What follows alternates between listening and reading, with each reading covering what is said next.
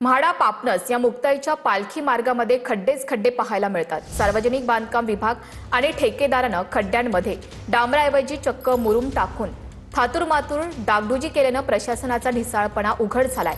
या दुरवस्थेमुळे वारकऱ्यांमध्ये तीव्र संताप असून सरकारकडे खासदार फोडायला पैसे आहेत, पण वारकरी आणि शेतकऱ्यांच्या सोयींकडे लक्ष द्यायला नाही, अशी संतप्त प्रतिक्रिया वारकऱ्यांनी दिली आहे। एकीकडे खड्ड्यामध्ये डांबर टाकून खड्डे बुजवले जातात, दुरुस्ती केली जाते, मात्र प्रत्यक्षात जर पाहिलं आपण तर या ठिकाणी खड्ड्यामध्ये मुरुम टाकलेला आहे आणि वारकरी लांबून आलेले वारकऱ्यांना देखील याचा प्रत्यय जो आहे तो येताना पाहायला मिळतोय। मामा कुठून आलीत काय?